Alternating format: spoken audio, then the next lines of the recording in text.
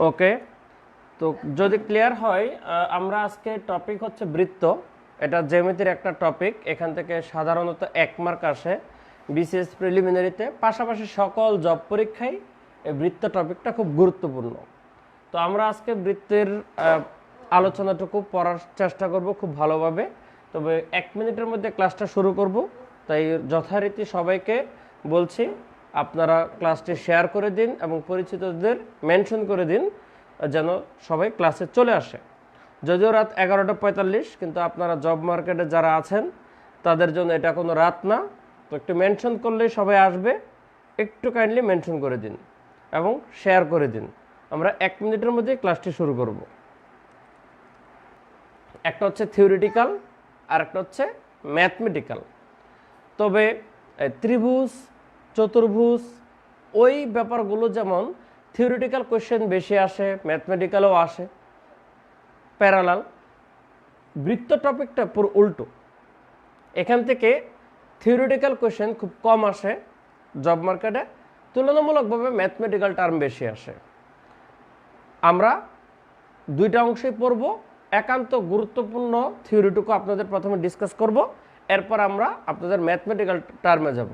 তবে সবচেয়ে মজার কথা হচ্ছে এখানকার কোনো ম্যাথ করতে 5-7 সেকেন্ডের বেশি লাগবে না, যদি আপনি ঠিকমতো ক্লাসটা ধরতে পারেন। শেষ পর্যায়ে আপনার কোনো ম্যাথ যেগুলো পরীক্ষা আসে 5 থেকে 7 সেকেন্ডের ব্যাপার, 2-1টা এক্সেপশনাল অঙ্ক ছাড়া ম্যাক্সিমাম অঙ্ক হচ্ছে 5 থেকে 7 সেকেন্ডের।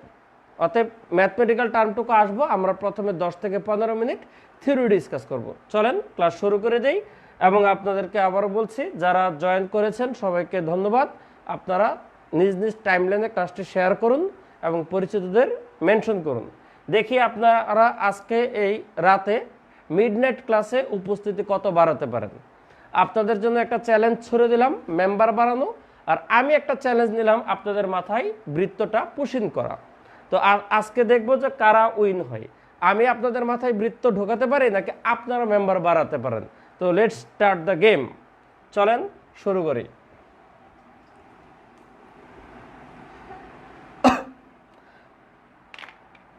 তো প্রথমে একটা বৃত্ত আঁকলাম। আমাদের আজকে অনেকগুলো বৃত্ত আঁকতে হবে। তো বৃত্তের শেপ নিয়ে কখনো কেউ হাসাহাসি কিন্তু করবেন না। আমি কিন্তু যথারীতি চিত্র আঁকাতে খুব দুর্বল। মানে যদি ক্লাসের ভিতরে র্যাঙ্কিং করা হয় চিত্র আঁকাতে কার সবচেয়ে খারাপ, আমার হাতটা হচ্ছে সবচেয়ে খারাপ। অতএব আপনারা এই নিয়ে হাসাহাসি করবেন না। আমার বৃত্ত অনেক সময় ডিম হয়ে যেতে পারে, ঠিক আছে? বৃত্ত অনেক সময় নতুন বউয়ের রুটির মতো হয়ে যেতে পারে।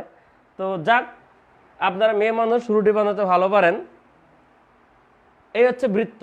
বৃত্তের কিছু মেজর পার্ট আছে, যেমন এটা কিন্তু বৃত্ত হয় নাই। একটা বৃত্ত হতে গেলে 2টা ম্যান্ডেটরি পার্ট লাগে। সেটা হচ্ছে একটা কেন্দ্র প্রয়োজন, প্রত্যেকটা বৃত্তের একটা কেন্দ্র প্রয়োজন, আর একটা পরিধি প্রয়োজন। এই দুটো হচ্ছে ম্যান্ডেটরি পার্ট। এছাড়া বৃত্তের বেশ কিছু অংশ আছে, যেমন এখানকার নামগুলো কি কি যদি দেন, এটাকে বলা হচ্ছে কেন্দ্র। আপনারা, আমি যদি নামটা লিখি তাহলে হচ্ছে চিত্রটা ভরাট হয়ে যাবে। এই জন্য আমি একটু পাশে লিখতেছি কি কি পার্ট আসে। কেন্দ্র চিনতে হবে আপনাকে, আপনাকে পরিধি চিনতে হবে। এটাই হচ্ছে পরিধি, অর্থাৎ যে বর্ডারটা সেটা হচ্ছে পরিধি। এখন পরিধি ছাড়া ভিতরে পরিধির যে কোনো এক মাথা থেকে যদি আপনি আরেক মাথাতে যান এভাবে সরল রেখা কেন্দ্র করে, তখন এটার নাম হয় যা। ঠিক আছে, এটার নাম হচ্ছে যা। একটা বৃত্তে অসংখ্য যে আঁকা যায়, অসংখ্য। আপনি এভাবে আঁকতে পারেন, এভাবে আঁকতে পারেন, এভাবে আঁকতে পারেন, ভিন্ন ভিন্নভাবে আপনি হাজার হাজার কোটি কোটি যে আঁকতে পারেন। 2টা বিন্দুর সংযোগ রেখাই হচ্ছে যা। এই জাগুলোর মধ্যে যেমন এইখানে একটা যা আঁকলাম, এটা হচ্ছে ছোট, এটা একটু বড়, এটা আরেকটু বড়। তার মধ্যে সবচেয়ে বড় হচ্ছে এই যাটা, এটাকে বলা হচ্ছে বৃহত্তম যে। বৃহত্তম যা বা যে, এটার নাম হচ্ছে ব্যাস। একটা বৃত্তের বৃহত্তম জ্যাকে বলা হয় হচ্ছে ব্যাস। সুতরাং এটার নাম কি?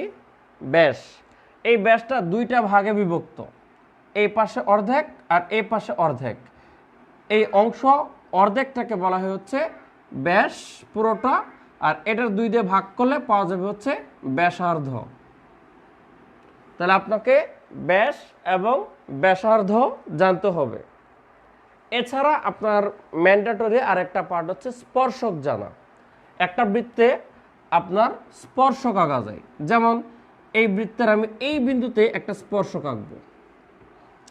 একটা বৃত্তে স্পর্শক আঁকা যায় 2 ভাবে, বৃত্তের উপরস্থ কোনো বিন্দুতে, আর একটা হচ্ছে বৃত্তের বহিস্থ কোনো বিন্দু থেকে।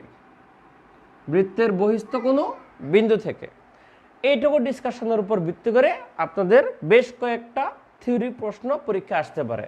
যেমন এটা আসে, এই প্রশ্নটা আসে, বৃত্তের বৃহত্তম জ্যাকে কি বলা হয়? উত্তর কি হবে? ব্যাস। এবার আসেন স্পর্শক নিয়ে। তো আমার ক্লাসে যথারীতি চেষ্টা থাকে আপনারা গতানুগতিক যা পারেন তা তো পারেনি, যেগুলো আপনারা কোথাও পান নাই বা বুঝেন না কিন্তু পরীক্ষায় আসে, সেই জিনিসগুলো অনেকে স্কিপ করে চলে যায়, আমি সেটা বোঝানোর চেষ্টা করি। সেটা হচ্ছে স্পর্শক রিলেটেড আপনাদের অনেকেরই প্রবলেম আছে, পরীক্ষায় আসে কোশ্চেন, আমি স্পর্শকটাকেই থিওরিতে বেশি হাইলাইট করব। দেখেন আপনার 2টা থিওরি আসতে পারে। ফার্স্ট কোশ্চেনের নমুনাটা একটু শুনবেন, আর যেহেতু সময়টা অল্প ক্লাসটা প্রয়োজনে আবার রেকর্ড দেখবেন কথাগুলো শোনার জন্য, নোট করতে হলে। একটা বৃত্তের কতটি স্পর্শক আঁকা যায় তার কোনো নির্দিষ্টতা নাই। একটা বৃত্তে আপনি কোটি কোটি স্পর্শক আঁকতে পারেন। ধরেন এই বৃত্তটাতে যদি 5 কোটি বিন্দু থাকে, আপনি 5 কোটি স্পর্শক আঁকতে পারবেন। এক একটা বিন্দুতে এক একটা স্পর্শক আঁকা যায়। একটা স্পর্শক আঁকার জন্য বৃত্তের একটা বিন্দু স্পর্শ হচ্ছে যথেষ্ট। তাহলে স্যার এখানে তো আমি স্পর্শক আঁকলাম 2টা, এর কারণ হচ্ছে এটাই হচ্ছে মূল থিওরি। বৃত্তের উপরস্থ কোনো বিন্দুতে স্পর্শক আঁকা যায় 1টি, কিন্তু বৃত্তের বহিস্থ কোনো বিন্দু থেকে স্পর্শক আঁকা যায় 2টি। এই হচ্ছে আপনার পরীক্ষার প্রশ্ন আসতে পারে, বৃত্তের বহিস্থ কোনো বিন্দু থেকে বৃত্তে কতটি স্পর্শক আঁকা সম্ভব? 1, 2, 3, 4। উত্তরটা কি হবে? উত্তর হবে 2। বৃত্তের বহিস্থ কোনো বিন্দু থেকে স্পর্শক আঁকা সম্ভব 2টা, বৃত্তের উপরস্থ বিন্দুতে স্পর্শক আঁকা যাবে 1টা। এই হচ্ছে আপনার স্পর্শক রিলেটেড সাধারণ থিওরি। এবার আসেন স্পর্শক রিলেটেড অন্য আরেকটা থিওরিতে যাই।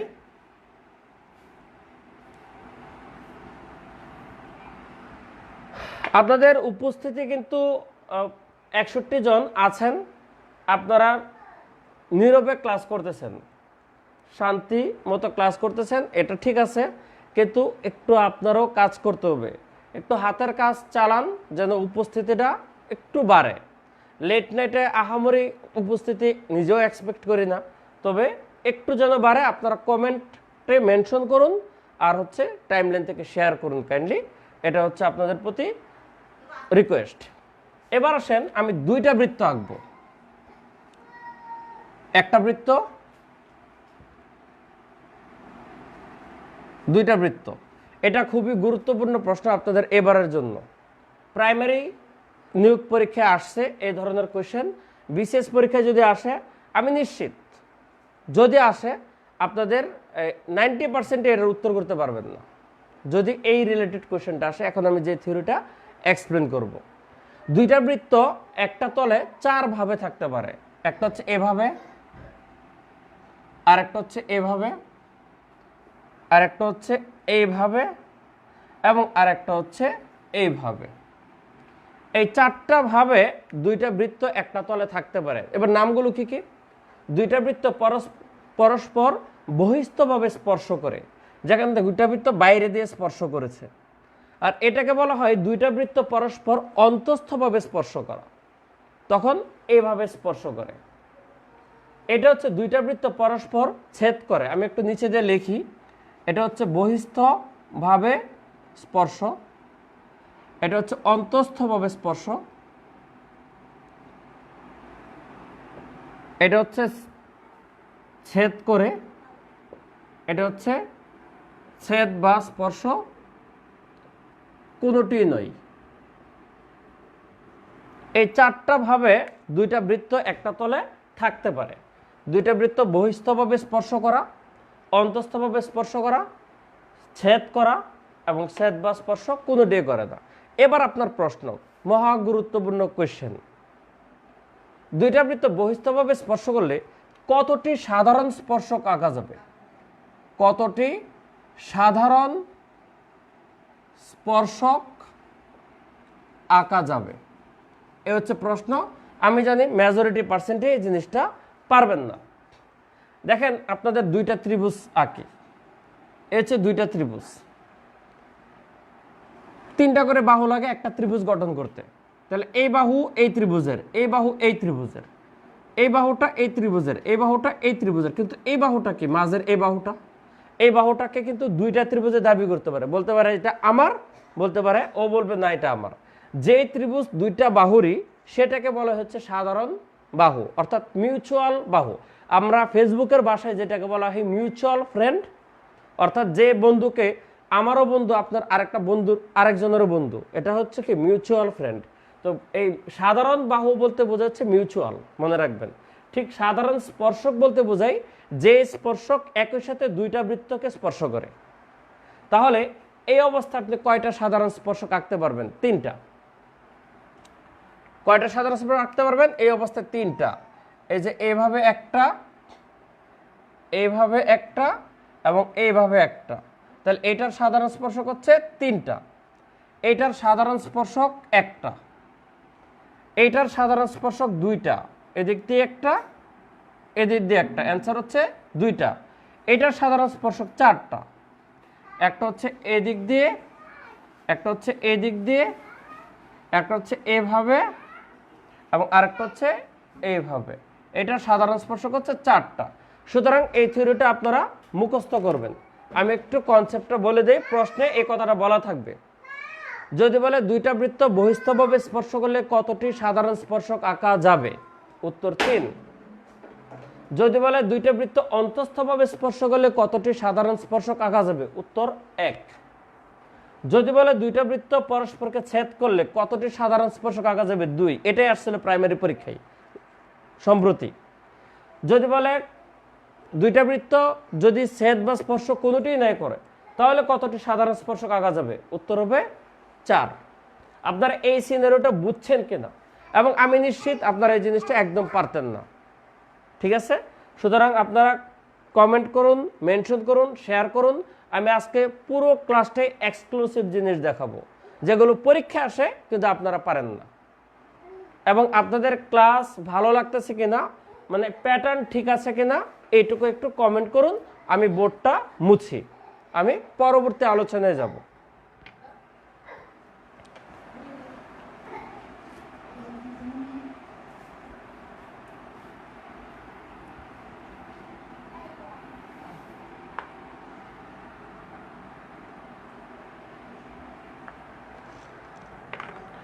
আমাদের খুব গুরুত্বপূর্ণ একটা টপিক হচ্ছে বৃত্তস্থ কোণ এবং কেন্দ্রস্থ কোণ, এই রিলেটেড পরীক্ষার প্রশ্ন।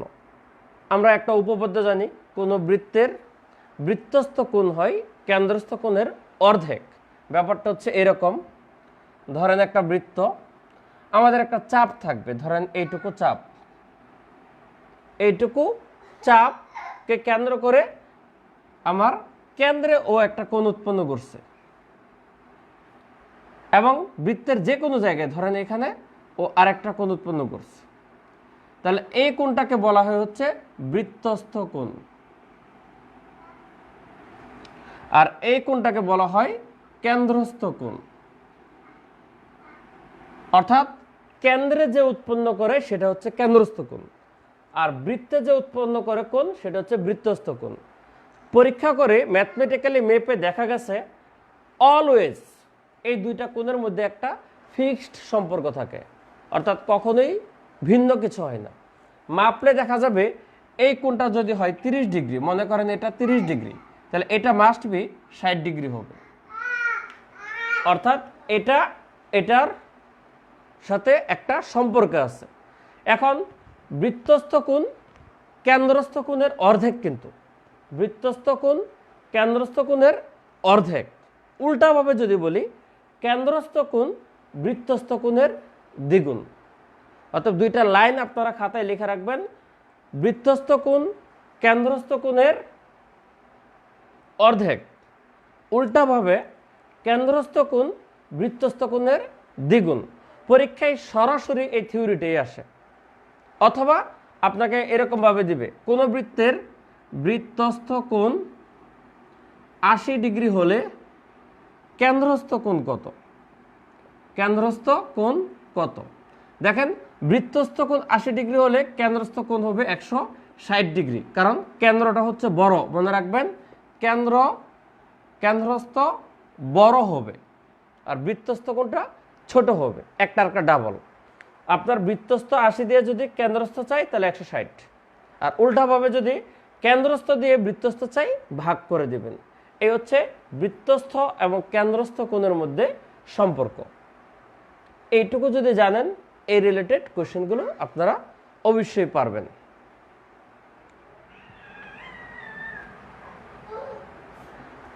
হ্যাঁ, নাজমিন সুলতানা বলছেন, স্যার এত রাতে আপনার ছেলে এখনো ঘুমায় নাই। আমাদের ছেলের ঘুম হচ্ছে আমাদের সাথে রিলেটেড, বুঝছেন। বিশেষত যদি ঘরের ভিতরে সাউন্ড হয়, যেমন আমি যখন ক্লাস যতক্ষণ নেই ও পূর্ণাঙ্গ ফর্মে থাকে, ঠিক আছে, ওরও কথা বলতে হয়, এদিক সেদিক ঘুরবে, আমার আশপাশ থেকে নিতে পারে না।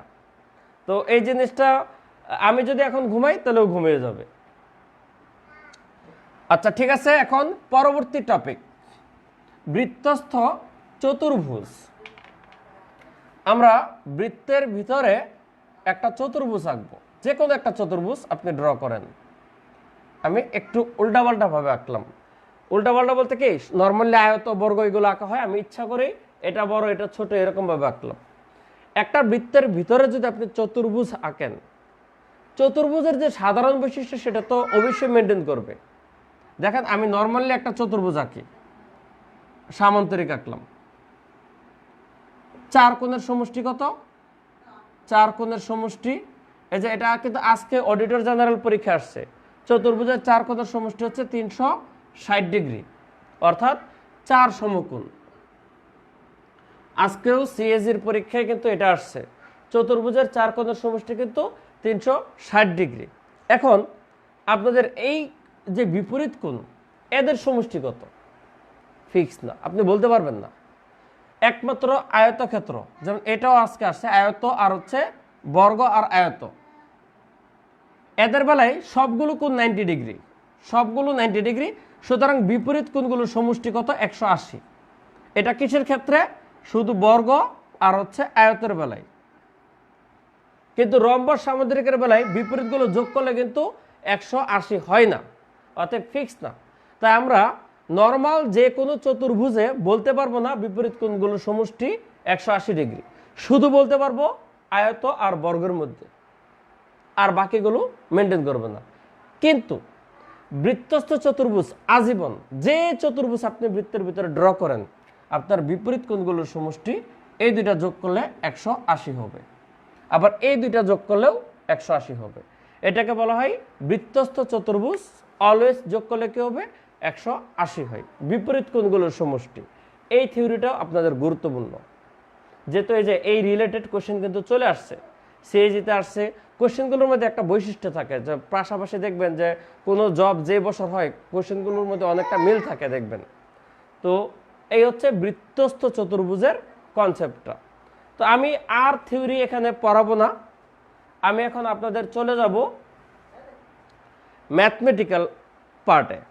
আমি এখন চলে যাব আপনাদের ম্যাথমেটিক্যাল পার্টে।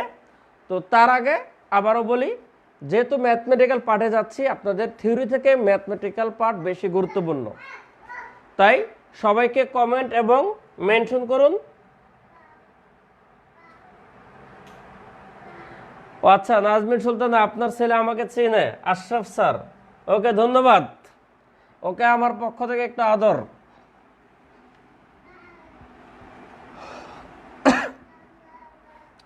এখন আমরা যাব, হ্যাঁ, এই রুল কি শুধু সার্কেলের জন্য? হ্যাঁ, বৃত্তস্থ চতুর্ভুজের বেলায় এই রুলসটা, বিপরীত কোণগুলোর সমষ্টি 2 সমকোণ হবে 180 ডিগ্রি। সার্কেল সরাই দিবেন, তখন আর এই কনসেপ্টটা শুধু আয়ত আর বর্গের বেলায় প্রযোজ্য। বিপরীত কোণগুলো সমষ্টি 180, আদারওয়াইজ সবসময় মিলবে না। বৃত্ত চ্যাপ্টারে ম্যাথমেটিক্যাল পার্ট যদি করতে যান তাহলে আপনাদের বেশ কয়েকটা সূত্র বাড়তে হবে। যেমন এখানে মূলত হচ্ছে দুইটাকে কেন্দ্র করে আপনার পরীক্ষা কোয়েশ্চেন আসে। একটা হচ্ছে ব্যাসার্ধ এবং যে কেন্দ্রিক এক ধরন, আর একটা হচ্ছে ক্ষেত্রফলের ধরন। ক্ষেত্রফলকে ব্যবহার করে ঘুরে ফিরে যে অঙ্কই আসুক না কেন, অর্থাৎ ক্ষেত্রফলের কনসেপ্টটা ইউজ হবে, আর একটা হচ্ছে ব্যাসার্ধ এবং জ্যায়ের কনসেপ্টটা ইউজ হবে। এই দুইটা কনসেপ্ট ইউজ করে আপনাদের এখানকার অঙ্কগুলো মোস্ট অফ দ্য কেস আসে। তাহলে বৃত্তের ক্ষেত্রফলের সূত্র আমরা জানি পাই আর স্কোয়ার। একটাই সূত্র বৃত্তের ক্ষেত্রফলের, পাই আর স্কোয়ার। তো আমরা ক্ষেত্রফলের প্যাটার্নটা একটু পরে পড়ব, আগে আমরা এই প্যাটার্নটা পড়ব, বৃত্তের ব্যাসার্ধ এবং জ্যায়ের কনসেপ্ট। এই প্যাটার্নটা বোঝার আগে আপনাদের একটু সমকোণী ত্রিভুজ বুঝিয়ে নিতে হবে, অল্প একটু, জাস্ট আধা মিনিটে। সমকোণী ত্রিভুজ আমরা জানি একটা কোণ হচ্ছে সমকোণ 90 ডিগ্রি, ঠিক আছে? আর 90 ডিগ্রির অপোজিটে যে জিনিসটা থাকে এটার নাম হচ্ছে অতিভুজ। আর এই বাকি দুইটার একটা ভূমি একটা লম্ব। কোনটা ভূমি কোনটা লম্ব দ্যাটস নট ফ্যাক্ট, আপাতত ফ্যাক্ট না। এটা মেজারমেন্ট আপনি এই অবস্থায় বলতে পারবেন না যতক্ষণ পর্যন্ত এখানে কোণ না দেবেন। কোণের বিপরীতটা লম্ব হয়, যাক এই আলোচনায় ত্রিকোণমিতিতে লাগে, এখানে লাগবে না। এখন মিস্টার পিথাগোরাস একটা সূত্র দিয়ে দিয়েছে, অতিভুজ স্কয়ার ইকুয়াল টু লম্ব স্কয়ার প্লাস ভূমি স্কয়ার।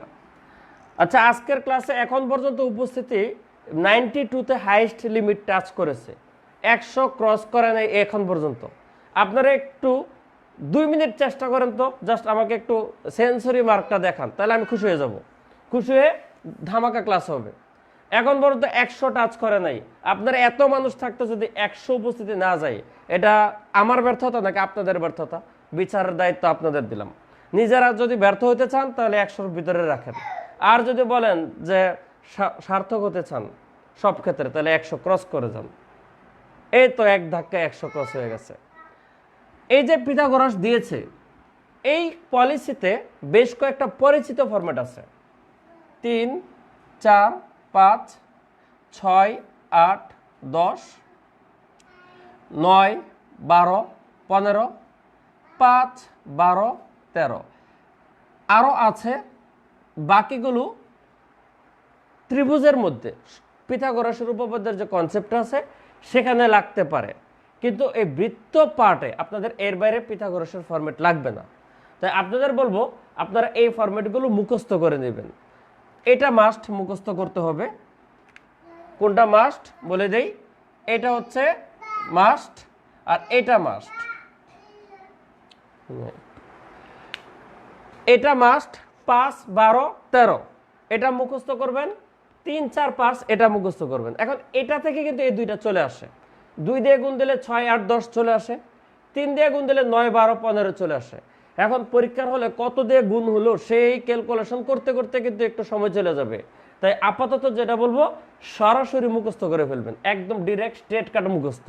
এই 4টা ফরম্যাট পিথাগোরাসের খুব পরিচিত, আপনারা এই বৃত্ত কনসেপ্টে এইগুলো আপনাদের লাগবে।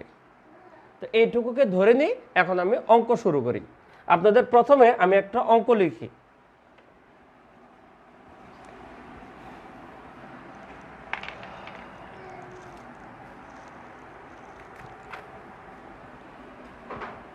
তেরো সেন্টিমিটার ব্যাসার্ধ বিশিষ্ট 13 সেন্টিমিটার ব্যাসার্ধ বিশিষ্ট বৃত্তের জায়ের দৈর্ঘ্য 24 সেন্টিমিটার। 13 সেন্টিমিটার ব্যাসার্ধ বিশিষ্ট একটা বৃত্ত যার জায়ের দৈর্ঘ্য হচ্ছে 24 সেন্টিমিটার। কেন্দ্র থেকে, অর্থাৎ বৃত্তের কেন্দ্র থেকে জায়ের দূরত্ব কত? এই হচ্ছে আপনার প্রশ্ন। এই রিলেটেড প্রশ্ন, যেমন এই প্রশ্নটা হচ্ছে কততম বিসিএস, এটা 37তম বিসিএস এর কোশ্চেন।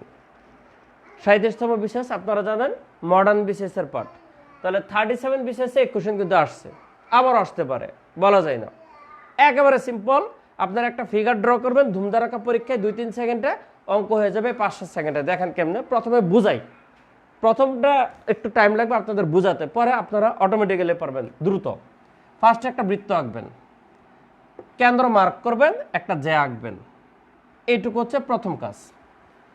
এইবার বলছে দেখেন বৃত্তের 3টা জিনিস আছে এখানে। একটা হচ্ছে 13 সেন্টিমিটার ব্যাসার্ধ, জ্যায়ের দৈর্ঘ্য 24, কেন্দ্র থেকে জ্যায়ের দূরত্ব। এই 3টা জিনিস আপনাকে ড্র করতে হবে। কিভাবে দেখেন, এই যে জ্যা আঁকলেন, ভালো কথা, কেন্দ্র থেকে জ্যায়ের দৈর্ঘ্য এটা আঁকতে হবে এবং বৃত্তের ব্যাসার্ধ আঁকতে হবে। 3টা জিনিস প্রশ্নে দেওয়া আছে, আপনি 3টা ড্র করে ফেলেন, এরকম একটা ফিগার দাঁড়াবে সবসময় এই টাইপের অঙ্কে। তাহলে ব্যাসার্ধের মানটা দেন, ব্যাসার্ধ কত? ব্যাসার্ধ 13 সেন্টিমিটার। কেন্দ্র থেকে জ্যায়ের দূরত্ব চাইছে, এটা হচ্ছে এক্স, বের করতে হবে কেন্দ্র থেকে জ্যায়ের দূরত্ব। আর আপনার এই যে এইটুকুর মান, আপনার এইটুকুর মান দেওয়া আছে হচ্ছে 24, এইটুকুর মান দেয়া আছে 24, অর্থাৎ পুরো জ্যায়ের দৈর্ঘ্য। আমাদের সমকোণী ত্রিভুজ হয়েছে কিন্তু এটা কিন্তু সমকোণী ত্রিভুজ। এই সমকোণী ত্রিভুজে পুরো জ্যা কিন্তু ইউজ হয় নাই, হয়েছে কি অর্ধেক। তাহলে পুরোটা যদি 24 হয়, তাহলে অর্ধেকটুকু কত? এই অর্ধেকটুকু হচ্ছে কিন্তু 12। তো যখনই আপনি 12 আর 13 পাইলেন, তখনই পিথাগোরাস ফরম্যাটের মুখস্থ ডাটা অনুসারে আপনি বলতে পারবেন এটা হচ্ছে 5। সুতরাং আপনার জ্যায়ের দূরত্ব হচ্ছে 5, এই অ্যান্সারটা হচ্ছে 5। ডিরেক্টলি বলতে পারতেছেন। ফার্স্টে চিত্রটা ড্র করবেন, জ্যা আঁকবেন, ব্যাসার্ধ আঁকবেন, ব্যাসার্ধ 13 দেওয়া আছে, কেন্দ্র থেকে দূরত্ব এটা বের করতে হবে, পুরো যেটা দেওয়া আছে 24, তাহলে অর্ধেক জ্যা কত? 12। তাই 12-13 হইলে আরেকটা হবে 5, অতএব এটুকু 5। সিম্পল। দেখেন আমি আরেকটা কোশ্চেন করি, খুব দ্রুত করতে পারবেন। আমি আরেকটা কোশ্চেন লিখি, এটাও বিসিএস এর কোশ্চেন লিখবো, এটা 26তম বিসিএস।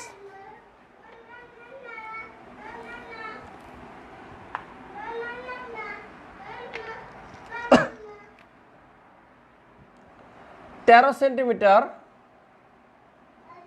ব্যাসার্ধ বিশিষ্ট, 13 সেন্টিমিটার ব্যাসার্ধ বিশিষ্ট বৃত্তের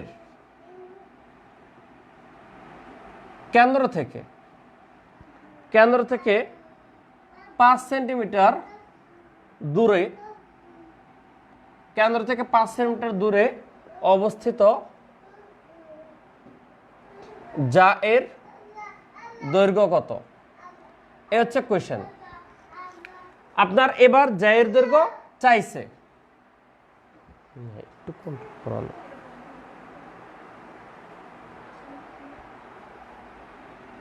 13 সেন্টিমিটার ব্যাসার্ধ, কেন্দ্র থেকে 5 সেন্টিমিটার দূরত্বে। তাহলে এই হচ্ছে 3টা ডাটা। আপনি একটা চিত্র আঁকেন, চিত্রকে জ্যা আঁকেন, কেন্দ্র আঁকেন। তাহলে আপনার এবার সুন্দর করে এরকম একটা ফিগার ড্র করে ফেলবেন, দেখবেন আপনার সবকিছু ডাটাই আছে। কি কি আছে দেখেন, বৃত্তের ব্যাসার্ধ কত? 13, এখানে দিবেন। কেন্দ্র থেকে 5 সেন্টিমিটার দূরত্বে, তাহলে এই দূরত্বটা হচ্ছে 5 দিবেন। এবার আপনার এই জ্যায়ের দৈর্ঘ্য চাইছে, তাহলে যখনই এটা 5 এটা 13, সুতরাং এটা হবে 12। তাহলে এইটুকু 12 হলে এইটুকুও 12, তাহলে এই টোটালটা কত? 24। খুব দ্রুতই আপনি বের করতে পারেন, সময় 4-5 সেকেন্ডের বেশি লাগার কথা না। আচ্ছা, এইটুকু বুঝছেন কিনা একটু কাইন্ডলি কমেন্ট করুন তো, তাহলে আমি পরের আর অঙ্কে যাব। এইটুকু একটু ফিডব্যাক দেন, কেমন বুঝছেন কিনা এই ফিগারটা। কারণ আমি অঙ্ক করালাম, প্র্যাকটিস করালাম, আসল জিনিস যদি না বুঝেন তাহলে কিন্তু হবে না। একটু ফিডব্যাক দেন।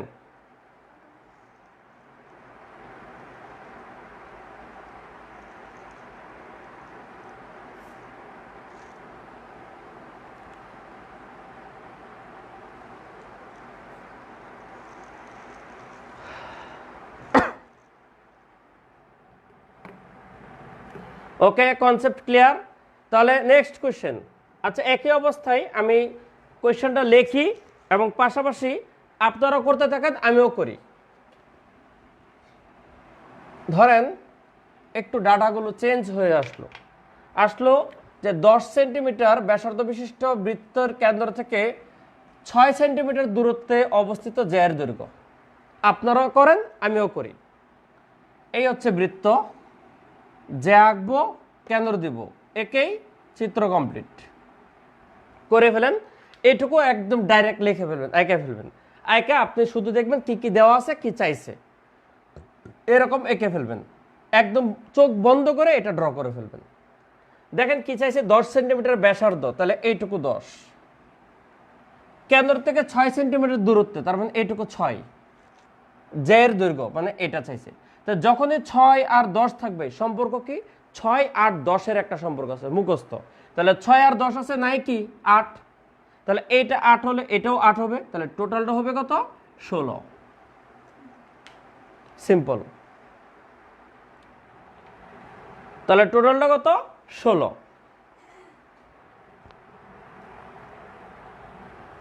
আচ্ছা, আরেকটু ডাটা চেঞ্জ করে দেই। মনে করেন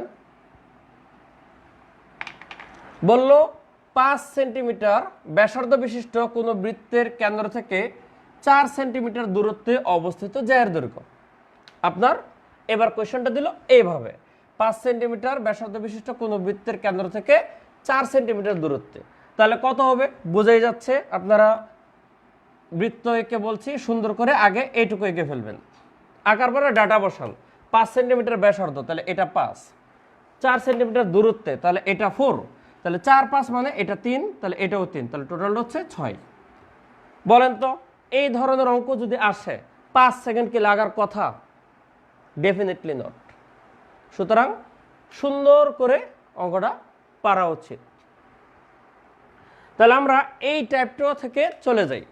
এবার এই টাইপ তো বুঝছি, নেক্সট টাইপ। এখন হচ্ছে পরবর্তী টাইপ, টাইপ 2। এবার হচ্ছে টাইপ 2।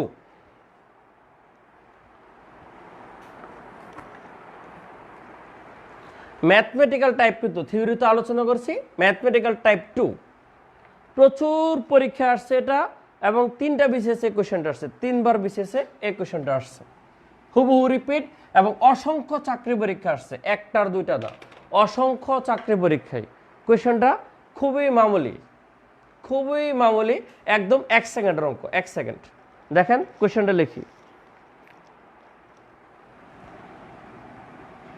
বৃত্তের ব্যাস বা ব্যাসার্ধ যে কোনো একটাই হোক 3 গুণ বৃদ্ধি পেলে বা বৃদ্ধি করলে ক্ষেত্রফল কত গুণ বাড়বে? এই হচ্ছে কোশ্চেনটা। বৃত্তের ব্যাস 3 গুণ বৃদ্ধি পেলে ক্ষেত্রফল কত গুণ বাড়বে? আচ্ছা, আপনারা প্রত্যেকে জানেন বৃত্তের ক্ষেত্রফলের সূত্র হচ্ছে এইটা।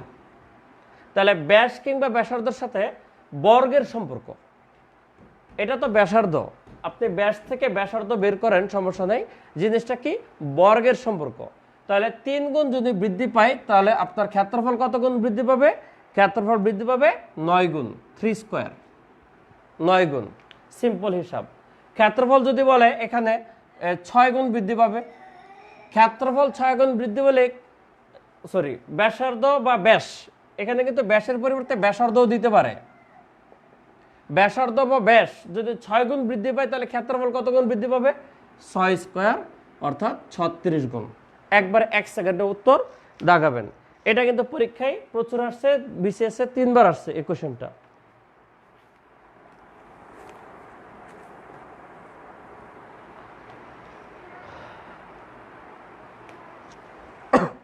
তো আশা করি এটা বুঝছেন। এবার আসেন এটার সাথেই সম্পর্কিত আরেকটা জিনিস পড়াই, এটার সাথে রিলেটেড, তবে টাইপ দেন 3, টাইপ 3।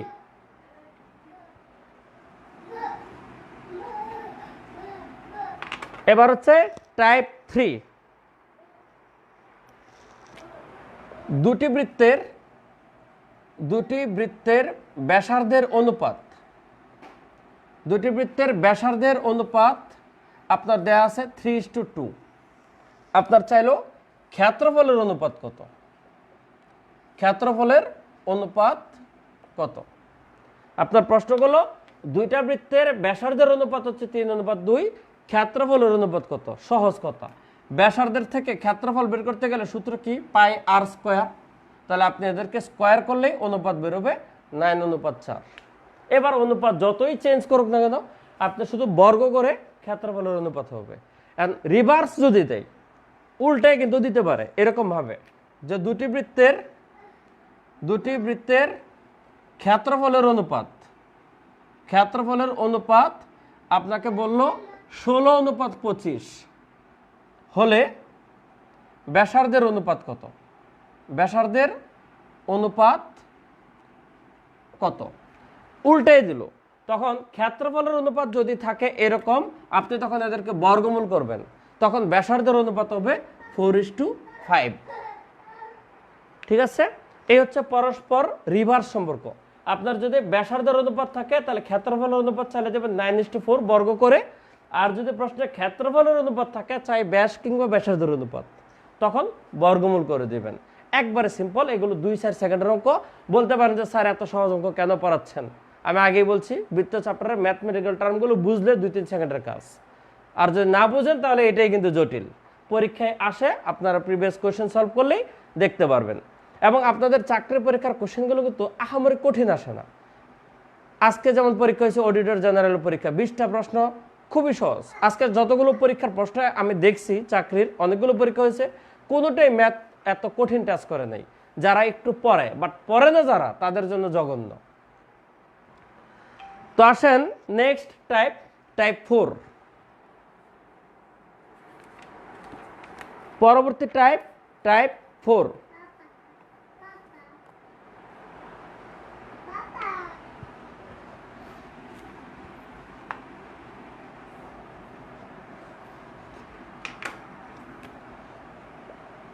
কোন বৃত্তের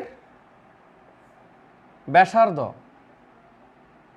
20% হ্রাস পেলে ক্ষেত্রফল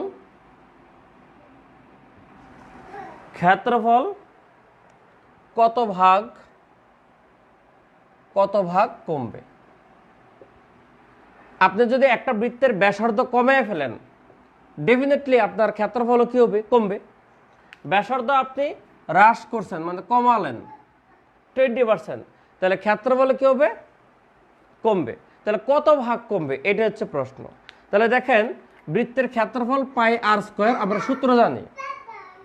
আপনার 20% হ্রাস পেয়েছে, তাহলে আগে ছিল কত? 100%। আপনার এখন মাইনাস হয়েছে 20%, তাহলে আপনার আছে কত? আছে হচ্ছে 80%। বর্তমানে আছে হচ্ছে 80%। 80% মানে কি জানেন? 80/100, 0 কাটা, তারপর 10 দিয়ে এটাকে কাটলে হবে 0.8।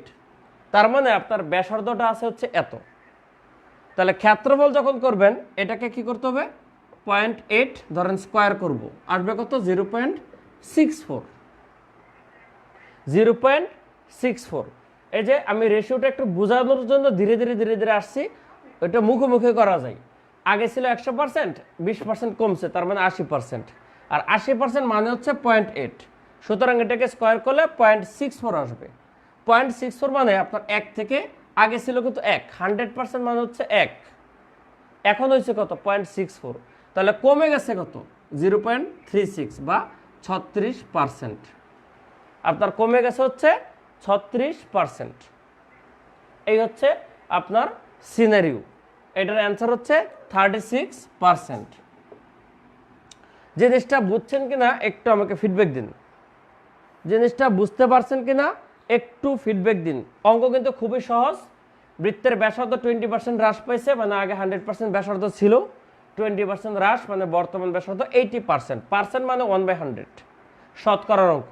তার মানে বর্তমান ব্যাসার্ধটা ধরতে পারেন 0.8, তাহলে ক্ষেত্রফলটা হবে 0.64। পাই থাকবে, পায়ের কোনো এক্ষেত্রে ইফেক্ট নাই এক্ষেত্রে, এই জন্য অ্যাকুরেট ক্ষেত্রফলটা আমি বের করছি না। তাহলে ক্ষেত্রফলটা হচ্ছে 64, আগে ছিল 1, 100% মানে হচ্ছে 1, তাহলে এখন হচ্ছে 64 পয়েন্ট, তার মানে কমছে কত? 0.36। এটাই কি? 36%। আচ্ছা, এই কোয়েশ্চেনটা এখানে রেখেই আমি আরেকটা কোয়েশ্চেন আপনাদের পড়াই। মনে করেন আপনার বলল কোন বৃত্তের ব্যাসার্ধ 10% কমলে 10% আপনি হ্রাস পেলে ক্ষেত্রফল কত শতাংশ হ্রাস পাবে মনে করেন আসলো। তাহলে আপনি অঙ্কটা কিভাবে করবেন, এই যে এটা এখানে থাক, আপনার আগে ছিল 100%, আপনার 10% হ্রাস পেয়েছে, তার মানে বর্তমানে আছে কত 90%। 90% মানে হচ্ছে 0.9। এবার এটাকে স্কোয়ার করলে কত হবে 0.81, তার মানে 1 থেকে 0.81 বাদ দিলে 0.19, অর্থাৎ 19% হ্রাস পাবে। এই সিস্টেমে আপনারা করে ফেলবেন। ক্ষেত্রফল যত শতাংশ কমবে 100 থেকে সেটা বাদ দিবেন, বাদ দেওয়ার পরে আপনি বুঝতে পারবেন যে কত শতাংশ হ্রাস পাইছে। তার মানে 0.9 হয়েছে, 10 বাদ দিলে 90% মানে 0.9, এটাকে স্কোয়ার করলে 0.81, তখন 19% হ্রাস পাইছে, কারণ 1 থেকে 19%। একই রকমভাবে যদি বৃদ্ধিও পাই, ধরেন ক্ষেত্রফল 20% বৃদ্ধি পাইছে, তখন কি হবে? তখনও কিন্তু ঠিক সেম। কত পার্সেন্ট বাড়বে বা কমবে একটু দেখি, দেখেন তো, যদি 20% বৃদ্ধি পাই কি হবে? আপনাদের তো হ্রাসটা পড়াইছি, বৃদ্ধিটাও তো পড়তে হবে। ধরেন 20% বৃদ্ধি, 20% যদি ব্যাসার্ধ বৃদ্ধি পাক, দেখেন বৃদ্ধি পাওয়া মানে কত হবে 120%।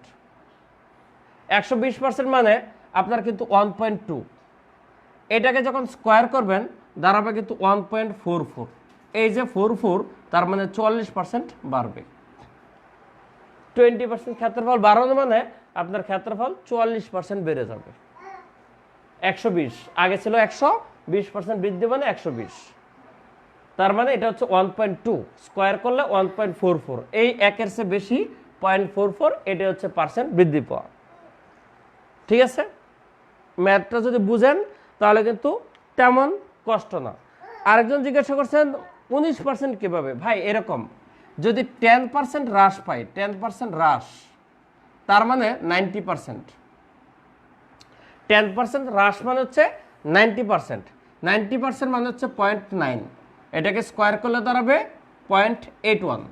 তাহলে আপনার বর্তমান ক্ষেত্রফল হচ্ছে 0.81, আগে ছিল কত 1, আগে ছিল 100%, সেখান থেকে বর্তমানে আছে 0.81, তাহলে আপনি বিয়োগ করবেন না, বিয়োগ করলে আসবে কিন্তু 0.19, এটাই হচ্ছে পার্সেন্ট, 19%। আশা করি বুঝতে পারছেন।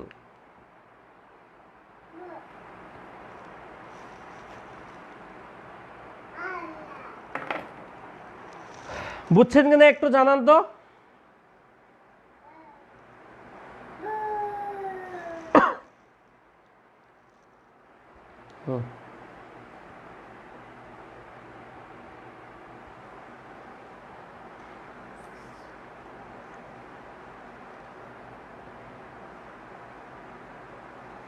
বুঝছেন কিনা একটু জানান। এই রাত জাগা ম্যাথ, নৈশকালীন ম্যাথ ভাল লাগে তো নাকি বলেন তো? এই কয়েকদিন কিন্তু আপনাদের সেবায় অনেক পরিশ্রম করছি আপনাদেরও উপকারের জন্য। ডেফিনেটলি আমার কোনো লাভ আছে, সকালে দুপুরে সন্ধ্যায় রাতে সবসময় চেষ্টা করছি আপনাদের জন্য ক্লাস নেওয়ার। এখন আপনারা যদি চান এই ক্লাস আগামীকালও কন্টিনিউ হবে। এখন পরীক্ষা আগামী শুক্রবার, এখন আগামীকাল কি ক্লাস চান? যদি চান তাহলে রাত 11:45 হবে, এছাড়া আমার দিনের বেলা ফ্রি টাইম নাই, কারণ আমার পেড বেস আছে, রিটেন কোর্স, এটা শেষ করতে হয়, দিনে একটু বিজি থাকি, রাতে থাকে পেড কোর্সের ক্লাস। যদি আপনারা চান তাহলে সলভ করে দেওয়া হবে।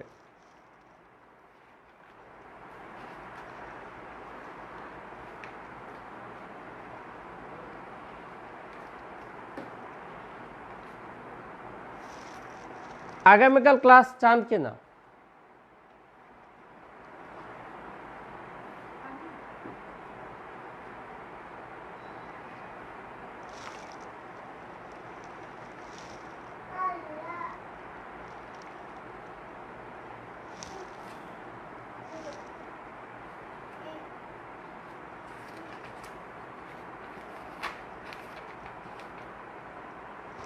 আচ্ছা, আপনাদের মাঝে একজন রবিউল আলম বলছে বৃত্তের 36 বিসিএসের কোয়েশ্চেনটা সলভ করে দিতে, একটু করে দিচ্ছি, আপনারা একটু থাকেন।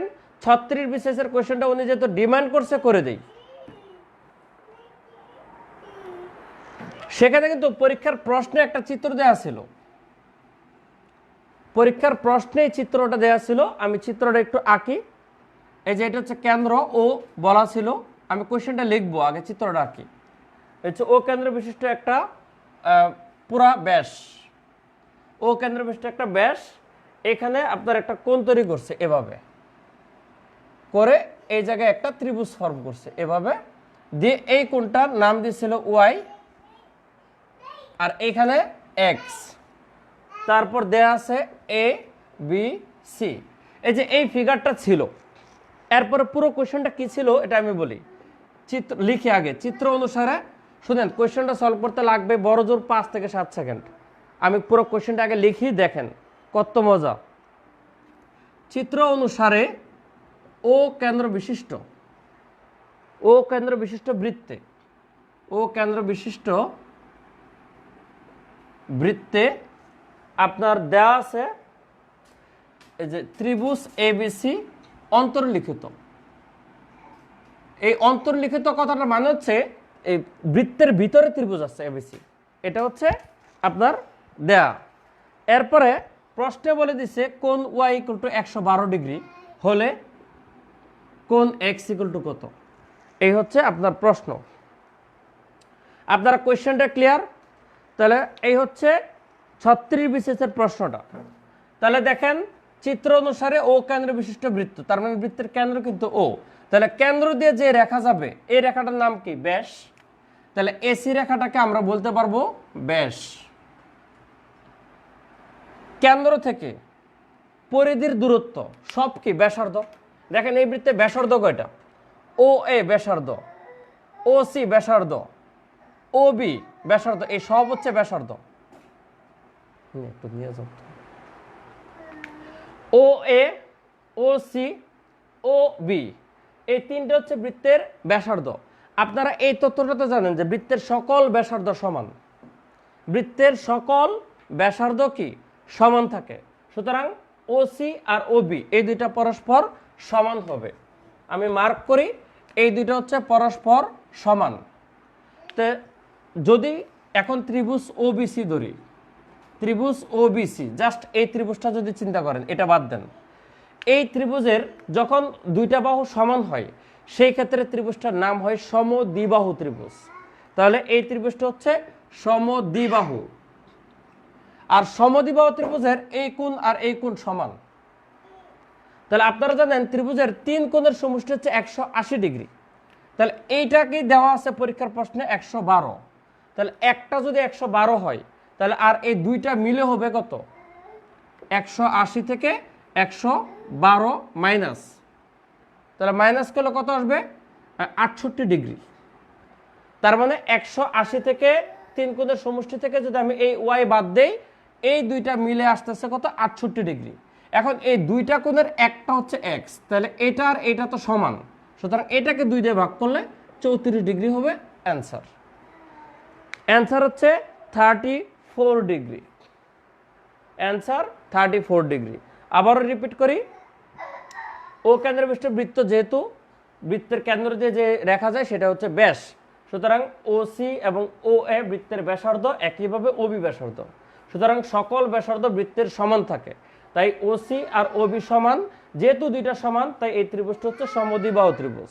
আর সমদ্বিবাহু ত্রিভুজের কোণগুলো সমান হয়, সমদ্বিবাহু ত্রিভুজের কোণগুলো সমান হয়। এই কোণ দুইটা, এটা না কিন্তু, এই কোণ দুইটা সমান হবে। তাই এটা 112 হলে এই দুইটা মিলে হচ্ছে 68। তাহলে দুইটা মিলে 68, দুইটা সমান সমান, তাহলে একটা হচ্ছে 34। বুঝছেন কিনা একটু বলুন। তাহলে আজকের মতো শুভরাত্রি। যেহেতু আপনারা একজন বলছে মাত্র আসছেন, সোহেল রানা, তো যেহেতু আপনারা ক্লাস চান তাহলে একটু গ্রুপটা ফলো করবেন, গ্রুপটা ফলো করবেন এবং আমার আইডিটাও ফলো করবেন। কারণ আইডি ফলো রাখলে আমি কোনো পোস্ট যদি করে আপনাদের কাছে নোটিফিকেশন যাবে। তাহলে কালকে কি ক্লাস হবে আমি জানিয়ে দেব, কালকে রাতেও ক্লাস নিব ইনশাল্লাহ, টপিক আমি জানিয়ে দিব। তো ভালো থাকবেন, শুভরাত্রি। আর বেশি করে ফ্রেন্ডদেরকে কিন্তু জানাবেন, উপস্থিতি একটু বাড়াতে হবে। লাস্ট মুহূর্তে একটু উপস্থিতি বাড়াতে হবে। ঠিক আছে, আল্লাহ হাফেজ।